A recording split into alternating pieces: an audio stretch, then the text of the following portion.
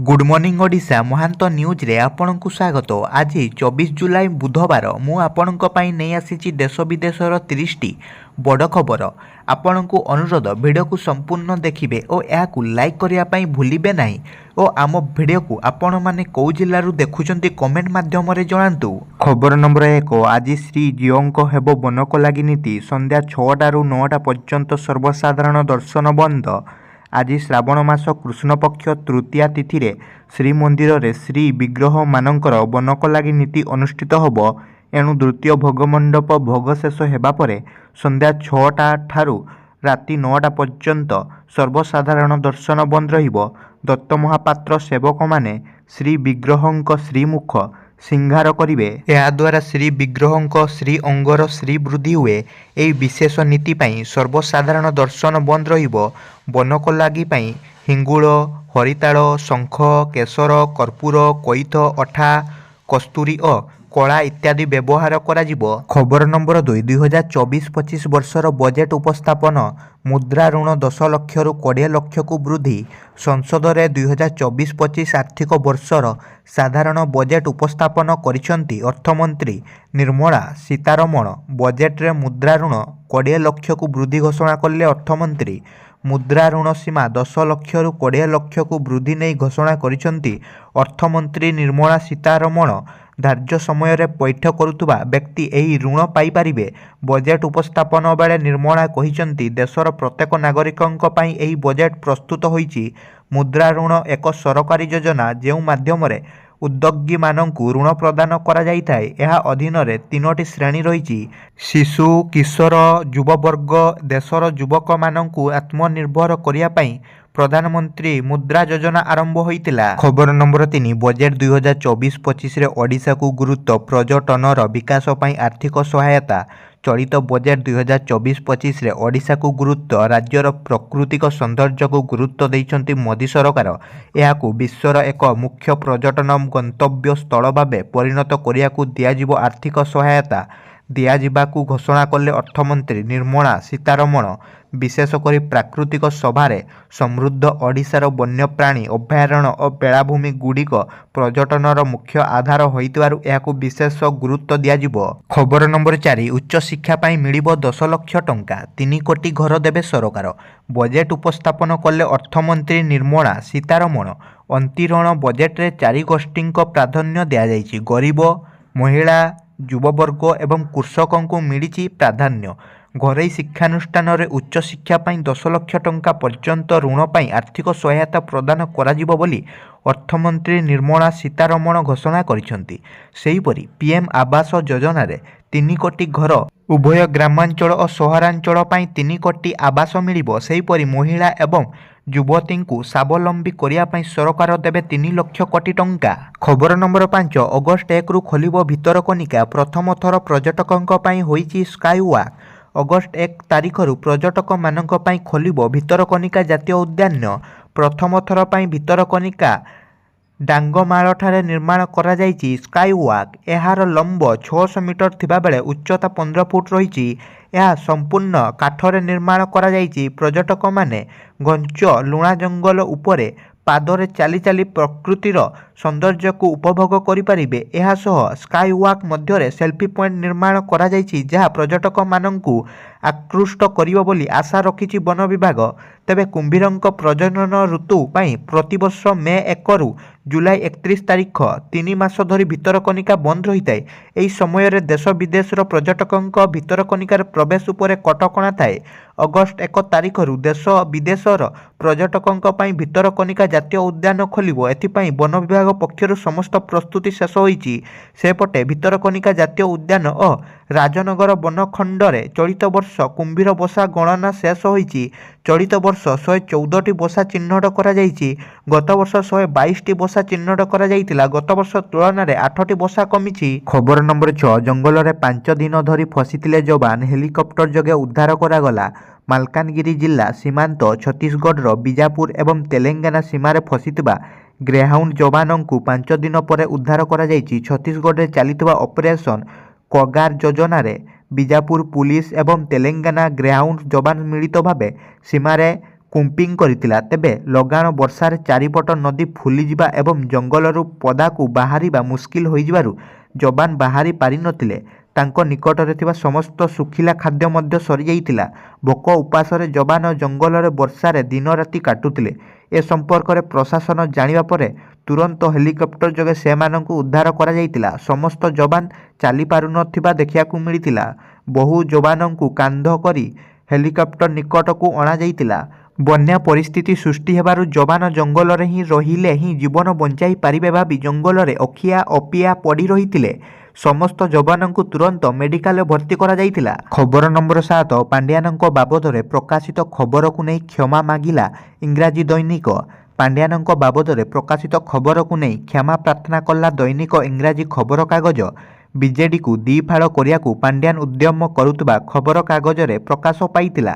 ଏଥିସହ ଭାଜପା ସ୍ୱାର୍ଥରେ କାମ କରିବାକୁ ପାଣ୍ଡିଆନ ଉଦ୍ୟମ କରୁଥିବା ମଧ୍ୟ ଲେଖାଯାଇଥିଲା। ତେବେ ତଥ୍ୟକୁ ଉଭୟ ଭାଜପା ବିଜେଡି ଓ ନବୀନ ପଟ୍ଟନାୟକ ଖଣ୍ଡନ କରିଥିଲେ। ପାଣ୍ଡିଆନ ବିଜେଡିକୁ ଭାଙ୍ଗିବାକୁ ଦିଲ୍ଲୀରେ ଡେରା ପକାଇଥିବା କୁହାଯାଇଛି। ଜଣେ ଶକ୍ତିଶାଳୀ କେନ୍ଦ୍ରମନ୍ତ୍ରୀଙ୍କ ସାହାଯ୍ୟରେ ଏସବୁ ଚାଲିଛି। ରାଜ୍ୟରେ କିପରି ଭାଜପାର କ୍ଷମତା ବଢ଼ିବ ସେ ନେଇ ସେ ଅମିତ ଶାହଙ୍କ ସହିତ ଆଲୋଚନା କରିବାକୁ ଚାହୁଁଥିଲେ ମଧ୍ୟ ସାକ୍ଷାତ କରିବାକୁ ଅନୁମତି ପାଇନାହାନ୍ତି। ଖବର ନମ୍ବର 8 ପ୍ରଧାନମନ୍ତ୍ରୀ ଗରିବ କଲ୍ୟାଣ ଅନ୍ନ ଯୋଜନା 5 ବର୍ଷ ମିଳିବ ମାଗଣା ରାସନ। ମଙ୍ଗଳବାର ଲୋକସଭାରେ ଅର୍ଥମନ୍ତ୍ରୀ ନିର୍ମଳା ସୀତାରମଣ 2024-25 ଆର୍ଥିକ ବର୍ଷ ପାଇଁ ବଜେଟ୍ ଉପସ୍ଥାପନ କରିଛନ୍ତି। ବଜେଟ୍ରେ ପ୍ରଧାନମନ୍ତ୍ରୀ ଗରିବ କଲ୍ୟାଣ ଅନ୍ନ ଯୋଜନାକୁ 5 ବର୍ଷ ବଢ଼ାଇ ଦିଆଯାଇଛି। ଖବର ନମ୍ବର 9 କର୍ଣ୍ଣାଟକରେ ଜନ୍ମ ହେଲା ଅଦ୍ଭୁତ ଶିଶୁ। ଭଗବାନଙ୍କ ଆଶୀର୍ବାଦ କହି ମିଠା ବାଣ୍ଟିଲେ ପରିବାର। ହାତରେ 13 ଆଙ୍ଗୁଠି ଓ ଗୋଡ଼ରେ 12 ଆଙ୍ଗୁଠି ମୋଟ 25ଟି ଆଙ୍ଗୁଠି ନେଇ ଜନ୍ମ ହୋଇଛି ଶିଶୁପୁତ୍ର। ଶୁଣିବାକୁ ଆଶ୍ଚର୍ଯ୍ୟ ଲାଗୁଥିଲେ ବି ସତ। କର୍ଣ୍ଣାଟକର ବାଗଲକୋଟ ଜିଲ୍ଲାର 35 ବର୍ଷର ଭାରତୀ ଏକ ଶିଶୁପୁତ୍ରକୁ ଜନ୍ମ ଦେଇଥିଲେ। ତେବେ ପିଲାଟିର ଡାହାଣ ହାତରେ 6ଟି ଆଙ୍ଗୁଠି, ବାମ ହାତରେ 7ଟି ଆଙ୍ଗୁଠି ଏବଂ ପ୍ରତି ପାଦରେ 6ଟି ଲେଖାଏଁ ଆଙ୍ଗୁଠି ଦେଖି ସମସ୍ତ ଆଶ୍ଚର୍ଯ୍ୟ ହୋଇଯାଇଥିଲେ। ଉଭୟ ମା ଓ ଶିଶୁ ସୁସ୍ଥ ଅଛନ୍ତି। ଶିଶୁର ପରିବାର ଲୋକ ଏହାକୁ ଭଗବାନଙ୍କ ଆଶୀର୍ବାଦ କହି ଖୁସି ଜାହିର କରିବା ସହିତ ମିଠା ବାଣ୍ଟିଛନ୍ତି। ଏପରି ଘଟଣା କ୍ୱଚିତ ଦେଖିବାକୁ ମିଳେ ବୋଲି କହିଛନ୍ତି ଡାକ୍ତର। ଖବର ନମ୍ବର 10 ରାଜ୍ୟରେ ସବୁ ଜିଲ୍ଲାରେ ହେବ ମେଡିକାଲ କଲେଜ। ଗୃହରେ ଘୋଷଣା କଲେ ସ୍ୱାସ୍ଥ୍ୟମନ୍ତ୍ରୀ। ରାଜ୍ୟରେ ସ୍ୱାସ୍ଥ୍ୟସେବା କ୍ଷେତ୍ରରେ ବିକାଶ ହେବ ରାଜ୍ୟ ସରକାର ଗୁରୁତ୍ୱ ଦେଇଛନ୍ତି। ରାଜ୍ୟର ବିକାଶ ପାଇଁ ତତ୍ପର ହୋଇଛନ୍ତି ନୂଆ ସରକାର। ଆଉ ଏହାରି ଭିତରେ ଉତ୍ତମ ସ୍ୱାସ୍ଥ୍ୟସେବା ଯୋଗାଇ ଦେବାକୁ ଯୋଜନା କରୁଛନ୍ତି ରାଜ୍ୟ ସରକାର। ସବୁ ଜିଲ୍ଲାରେ ହେବ ମେଡିକାଲ କଲେଜ। ଏନେଇ ଗୃହରେ ବିବୃତ୍ତି ରଖିଛନ୍ତି ସ୍ୱାସ୍ଥ୍ୟମନ୍ତ୍ରୀ ମୁକେଶ ମହାଲିଙ୍ଗ। ଖବର ନମ୍ବର 11 ନିଟ୍ ପେପର ଲିକ୍ ପରୀକ୍ଷା ଆଉ ଅନୁଷ୍ଠିତ ହେବ ନାହିଁ। ସୁପ୍ରିମକୋର୍ଟଙ୍କ ବଡ଼ ରାୟ।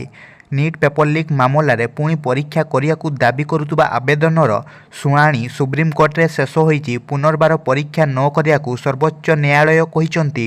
ଖବର ଅନୁଯାୟୀ ପେପର ଲିକ୍ ହେବା ନିଶ୍ଚିତ ବୋଲି ସୁପ୍ରିମକୋର୍ଟ କହିଛନ୍ତି। ହାଜାରିବାଗରେ ପେପର ଲିକ୍ ହୋଇଥିଲା। ତେବେ ସୁପ୍ରିମକୋର୍ଟ ଏହା ମଧ୍ୟ କହିଛନ୍ତି ଯେ ପରୀକ୍ଷାରେ ତ୍ରୁଟିର ପର୍ଯ୍ୟାପ୍ତ ପ୍ରମାଣ ମିଳିନାହିଁ। ପୁନର୍ପରୀକ୍ଷା ପାଇଁ ଦାବି ଠିକ୍ ନୁହେଁ। ଏହା 24 ଲକ୍ଷ ଛାତ୍ରଛାତ୍ରୀଙ୍କ ଉପରେ ନକାରାତ୍ମକ ପ୍ରଭାବ ପକାଇବାର ଆଶଙ୍କା ରହିଛି। ଖବର ନମ୍ବର 12 3 ଲକ୍ଷ ପର୍ଯ୍ୟନ୍ତ ଆୟ ପାଇଁ ଆୟକର ନାହିଁ। ବଜେଟ୍ 2024ରେ କେନ୍ଦ୍ର ସରକାରଙ୍କ ବଡ଼ ଘୋଷଣା।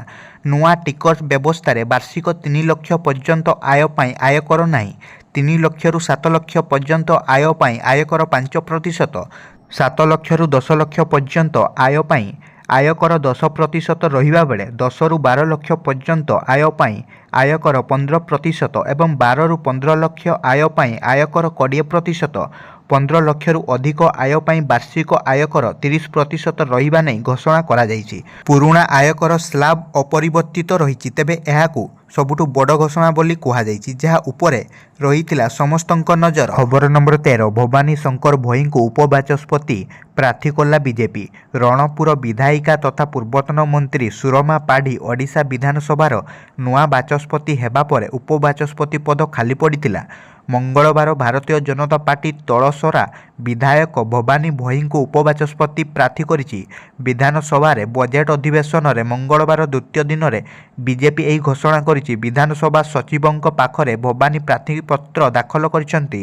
ତେବେ ଏପର୍ଯ୍ୟନ୍ତ ବିରୋଧୀ ବିଜେଡି ଉପବାଚସ୍ପତି ପାଇଁ କାହାକୁ ପ୍ରାର୍ଥୀ କରିନାହାନ୍ତି। ଆଜି ଅର୍ଥାତ୍ ଜୁଲାଇ 24 ତାରିଖରେ ଉପବାଚସ୍ପତି ନିର୍ବାଚନ ଅନୁଷ୍ଠିତ ହେବ। ଖବର ନମ୍ବର 14 ବଜେଟ୍ରେ ବନ୍ୟା କ୍ଷତିଗ୍ରସ୍ତ 5 ରାଜ୍ୟକୁ ସ୍ୱତନ୍ତ୍ର ସହାୟତା। ମଙ୍ଗଳବାର ଲୋକସଭାରେ ଅର୍ଥମନ୍ତ୍ରୀ ନିର୍ମଳା ସୀତାରମଣ 2024-25 ଆର୍ଥିକ ବର୍ଷ ପାଇଁ ବଜେଟ୍ ଉପସ୍ଥାପନ କରିଛନ୍ତି ଅର୍ଥମନ୍ତ୍ରୀ ନିର୍ମଳାଙ୍କ। ଏହା ହେଉଛି ସପ୍ତମ ବଜେଟ୍ ଏବଂ ମୋଦି ସରକାରଙ୍କ ତୃତୀୟ କାର୍ଯ୍ୟକାଳର ପ୍ରଥମ ବଜେଟ୍। ବଜେଟ୍ରେ ବନ୍ୟା କ୍ଷତିଗ୍ରସ୍ତ 5ଟି ରାଜ୍ୟକୁ ସ୍ୱତନ୍ତ୍ର ସହାୟତା ଘୋଷଣା କରାଯାଇଛି। ବନ୍ୟା ମୁକାବିଲା ପାଇଁ ବିହାରକୁ 11,500 କୋଟି ଦିଆଯିବ ବୋଲି ବଜେଟ୍ରେ ଘୋଷଣା କରାଯାଇଛି। ଏପରିକି ଆସାମ, ହିମାଚଳ ପ୍ରଦେଶ, ଉତ୍ତରାଖଣ୍ଡ, ସିକିମକୁ ମଧ୍ୟ ସହାୟତା ମିଳିବ ବୋଲି ବଜେଟ୍ରେ ଉପସ୍ଥାପନ କରାଯାଇଛି। ଖବର ନମ୍ବର 15, ପାରିବାରିକ ମାମଲା ଅଡୁଆରେ ଅନୁଭବ ବର୍ଷା। ପାରିବାରିକ ବିବାଦ ମାମଲା ଥମିବାର ନାଁ ନେଉନଥିବା ବେଳେ ମଙ୍ଗଳବାର ଅନୁଭବଙ୍କୁ ଜେରା କରାଯାଉଛି। ଅଗଷ୍ଟ 16ରେ ମାମଲାର ପରବର୍ତ୍ତୀ ଶୁଣାଣି ହେବ। ପୁରୀଘାଟ ଥାନାରେ ଅଭିଯୋଗ ହୋଇଥିଲା। ନିକଟରେ ଅନୁଭବ ବର୍ଷା ଛାଡ଼ପତ୍ର ପାଇଁ କୋର୍ଟ ଅନୁମତି ଦେଇଥିଲେ। ଖବର ନମ୍ବର 16, ଦାନା ବାନ୍ଧୁଛି ଆଉ ଏକ ଲଘୁଚାପ ଦାନା ବାନ୍ଧୁଛି। ଉତ୍ତର ଓଡ଼ିଶା ତଥା ଏହାର ସଂଲଗ୍ନ ଅଞ୍ଚଳରେ ଘୂର୍ଣ୍ଣିବଳୟ ସୃଷ୍ଟି ହୋଇଛି। ଆସନ୍ତା 48 ଘଣ୍ଟା ମଧ୍ୟରେ ଏହା ଆହୁରି ଘନୀଭୂତ ହୋଇ ଲଘୁଚାପ ରୂପ ନେବ ବୋଲି ପାଣିପାଗ ବିଭାଗ ଅନୁମାନ କରିଛି। ଅନ୍ୟପକ୍ଷେ ଉପକୂଳ ଓଡ଼ିଶା ସମେତ ଉତ୍ତର ଓଡ଼ିଶାର କିଛି ଜିଲ୍ଲାରେ ମଧ୍ୟମ ଧରଣର ବର୍ଷା ହେଉଛି। କେତେକ ସ୍ଥାନରେ ପ୍ରବଳ ବର୍ଷା ସମ୍ଭାବନା ରହିଛି। ପୁରୀ, ଗଞ୍ଜାମ, ଖୋର୍ଦ୍ଧା, କଟକ, ଜଗତସିଂହପୁର, କେନ୍ଦ୍ରାପଡ଼ା, ଭଦ୍ରକ, ବାଲେଶ୍ୱର, ଯାଜପୁର, ଢେଙ୍କାନାଳ, ମୟୂରଭଞ୍ଜ, କେନ୍ଦୁଝର, ସୁନ୍ଦରଗଡ଼, ଝାରସୁଗୁଡ଼ା, ରାୟଗଡ଼ା, ମାଲକାନଗିରି, କୋରାପୁଟ, କଳାହାଣ୍ଡି ଜିଲ୍ଲାର ଅଳ୍ପ କିଛି ସ୍ଥାନରେ ପ୍ରବଳ ବର୍ଷା ହେଉଛି। କିଛି ସ୍ଥାନରେ 70ରୁ 200 ମିଲିମିଟର ବର୍ଷା ସମ୍ଭାବନା ଥିବାବେଳେ ଦକ୍ଷିଣ ଅଭ୍ୟନ୍ତରୀଣ ଓଡ଼ିଶାର 6ଟି ଜିଲ୍ଲାକୁ ଅରେଞ୍ଜ ଆଲର୍ଟ ଜାରି କରାଯାଇଛି। ବୌଦ୍ଧ, କନ୍ଧମାଳ, କଳାହାଣ୍ଡି, ବଲାଙ୍ଗୀର, ଗଞ୍ଜାମ ଏବଂ ଗଜପତି ଜିଲ୍ଲାକୁ ଆଞ୍ଚଳିକ ପାଣିପାଗ କେନ୍ଦ୍ର ସତର୍କତା ଜାରି କରିଛି। ଖବର ନମ୍ବର 17, ବାଚସ୍ପତିଙ୍କ ମାଇକ୍ ଭାଙ୍ଗିଲେ ବିଜେଡି ବିଧାୟକ ଧ୍ରୁବ ସାହୁ। ବାଚସ୍ପତିଙ୍କ ମାଇକ୍ ଭାଙ୍ଗିଲେ ବିଜେଡି ବିଧାୟକ ଧ୍ରୁବ ସାହୁ। ବାଚସ୍ପତିଙ୍କ ପୋଡିୟମ୍ ଉପରକୁ ଚଢ଼ି ସେ ମାଇକ୍ ଭାଙ୍ଗି ଦେଇଥିଲେ। ମଙ୍ଗଳବାର ଅପରାହ୍ନରେ ରାଜ୍ୟପାଳଙ୍କ ପୁଅ ପ୍ରସଙ୍ଗକୁ ନେଇ ବିଜେଡି ଓ କଂଗ୍ରେସର ବିଧାୟକମାନେ ପୁଣି ବିଧାନସଭାରେ ହୋହଲ୍ଲା କରିଥିଲେ। ଗୃହର ମଧ୍ୟଭାଗକୁ ଆସି ଅନେକ ବିଜେଡି ଓ କଂଗ୍ରେସ ବିଧାୟକ ହୋହଲ୍ଲା କରିଥିଲେ। ଆଉ ଏହି ସମୟରେ ବିଜେଡି ବିଧାୟକ ଧ୍ରୁବ ସାହୁ ବାଚସ୍ପତିଙ୍କ ପୋଡିୟମ୍ ଉପରକୁ ଚଢ଼ି ମାଇକ୍ ଭାଙ୍ଗି ଦେଇଥିଲେ। ଅଚଳାବସ୍ଥାକୁ ଦେଖି ବାଚସ୍ପତି ଆଜି ପର୍ଯ୍ୟନ୍ତ ଗୃହକୁ ମୁଲତବୀ ଘୋଷଣା କରିଥିଲେ। ବାଚସ୍ପତି। ଖବର ନମ୍ବର 18, ଟନେଲ ସଂଯୋଗ କ୍ଷେତ୍ରରେ ପୂର୍ବତଟ ରେଳପଥର ସଫଳତା। ଟନେଲ ସଂଯୋଗ କାର୍ଯ୍ୟରେ ପୂର୍ବତଟ ରେଳପଥ ଆଉ ଏକ ମାଇଲ ଖୁଣ୍ଟ ଅତିକ୍ରମ କରିଛି। ଖୋର୍ଦ୍ଧା ରୋଡ୍ ବଲାଙ୍ଗୀର ରେଳ ଲିଙ୍କ ପ୍ରକଳ୍ପ ନିର୍ମାଣ କାର୍ଯ୍ୟରେ ନିୟୋଜିତ ରେଳପଥରେ ନିର୍ମାଣ ବିଭାଗର ଇଞ୍ଜିନିୟରିଂ ଟିମ୍ ମାଧପୁର ବନ ରେଞ୍ଜର ଦୁର୍ଗମ ସଂରକ୍ଷଣ ଜଙ୍ଗଲ ଅନ୍ତର୍ଗତ ଆଢେଣିଗଡ଼ ଚାରିଛକ ରେଳ ସେକ୍ସନ ମଧ୍ୟରେ 4,185 ମିଟର ଲମ୍ବ ଟନେଲ ସହିତ ଜାତୀୟ ରାଜପଥକୁ ସଂଯୋଗ କରୁଥିବା ଏକ ଏସ୍କେପ୍ ଟନେଲର ବ୍ରେକ୍ ଥ୍ରୁ କାର୍ଯ୍ୟ ମଙ୍ଗଳବାର କରାଯାଉଛି। ଖୋର୍ଦ୍ଧା ରୋଡ୍ ବଲାଙ୍ଗୀର ପ୍ରକଳ୍ପର ମୋଟ 301 କିଲୋମିଟର ମଧ୍ୟରୁ 152.805 କିଲୋମିଟରର କାର୍ଯ୍ୟକ୍ଷମ ହୋଇଛି। ପ୍ରକଳ୍ପର ଶୀଘ୍ର ସମାପ୍ତ ହେବା ନିଶ୍ଚିତ କରିବାକୁ ରେଳବାଇ ଉଭୟ ପାର୍ଶ୍ୱରୁ ଅର୍ଥାତ୍ ଖୋର୍ଦ୍ଧା ରୋଡ୍ ଏବଂ ବଲାଙ୍ଗୀର ପାର୍ଶ୍ୱରୁ ଏହି ଲାଇନ୍ ନିର୍ମାଣ କରୁଛି। ବର୍ତ୍ତମାନ ପର୍ଯ୍ୟନ୍ତ ଖୋର୍ଦ୍ଧା ରୋଡ୍ରୁ ଦଶପଲ୍ଲା ପର୍ଯ୍ୟନ୍ତ 105.8 କିଲୋମିଟର ଏବଂ ବଲାଙ୍ଗୀରରୁ ସୋନପୁର ପର୍ଯ୍ୟନ୍ତ 47 କିଲୋମିଟର କାର୍ଯ୍ୟ ଶେଷ ହୋଇଛି। ଏହା ବ୍ୟତୀତ ସୋନପୁରଠାରୁ ଝରମୁଣ୍ଡା ପର୍ଯ୍ୟନ୍ତ 28.765 କିଲୋମିଟର ଦୈର୍ଘ୍ୟ ରେଳମାର୍ଗ ମଧ୍ୟ ଇତିମଧ୍ୟରେ ଶେଷ ହୋଇଛି। ସୋନପୁରରୁ ପୁରୁଣା କଟକ ପର୍ଯ୍ୟନ୍ତ ପ୍ରାୟ 73 କିଲୋମିଟର ପର୍ଯ୍ୟନ୍ତ ସେଗମେଣ୍ଟ ଆସନ୍ତା କିଛି ମାସ ମଧ୍ୟରେ ଶେଷ ହେବ ବୋଲି ଆଶା କରାଯାଉଛି। ଖବର ନମ୍ବର 19, ଇସ୍ରାଏଲରେ କାମ କରୁଛନ୍ତି 4,825 ଭାରତୀୟ ଶ୍ରମିକ। ଇସ୍ରାଏଲରେ 4,825 ଜଣ ଭାରତୀୟ ଶ୍ରମିକ ନିୟୋଜିତ ହୋଇଥିବା କେନ୍ଦ୍ର ସରକାର କହିଛନ୍ତି। ଲୋକସଭାରେ ଶ୍ରମ ଓ ନିୟୋଜନ ରାଷ୍ଟ୍ରମନ୍ତ୍ରୀ ଶୋଭା କରନ୍ଦଲାଜେ କହିଛନ୍ତି, ଇସ୍ରାଏଲରେ ଭାରତୀୟ ଶ୍ରମିକଙ୍କ ନିୟୋଜନ ନେଇ କୌଣସି କେନ୍ଦ୍ରୀୟ ଟ୍ରେଡ୍ ୟୁନିୟନ ଅଭିଯୋଗ କରିନାହାନ୍ତି। ଇସ୍ରାଏଲର ଶ୍ରମ ଆଇନ ଓ ଅଧିକାର ଅନୁଯାୟୀ ଭାରତୀୟ ଶ୍ରମିକମାନେ ବୁଝାମଣାପତ୍ର ସ୍ୱାକ୍ଷର କରି ସେଠାରେ ନିୟୋଜନ ହୋଇଛନ୍ତି। ସେମାନଙ୍କୁ ରହିବା, ମେଡିକାଲ ସୁବିଧା ଏବଂ ସାମାଜିକ ସୁରକ୍ଷା ଯୋଗାଇ ଦିଆଯାଉଥିବା ମନ୍ତ୍ରୀ ଗୃହକୁ ଜଣାଇଛନ୍ତି।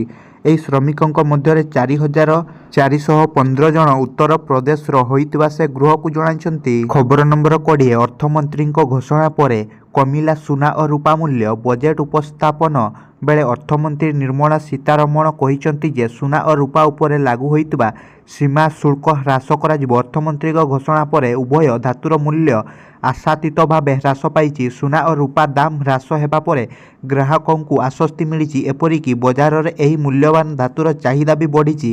ଅର୍ଥମନ୍ତ୍ରୀ ନିର୍ମଳା ସୀତାରମଣଙ୍କ ଘୋଷଣା ଅନୁଯାୟୀ ସୁନା ଓ ରୂପା ଉପରେ ଲାଗୁ ହେଉଥିବା ଆମଦାନୀ ଶୁଳ୍କ 15%ରୁ 6%କୁ ହ୍ରାସ ପାଇଛି। ଏହି ହ୍ରାସ ନିଷ୍ପତ୍ତି ପରେ ସୁନା ଓ ରୂପାର ଦାମ 4,000 ଟଙ୍କା ଯାଏଁ କମି ଯାଇଥିବା ଜଣାପଡ଼ିଛି।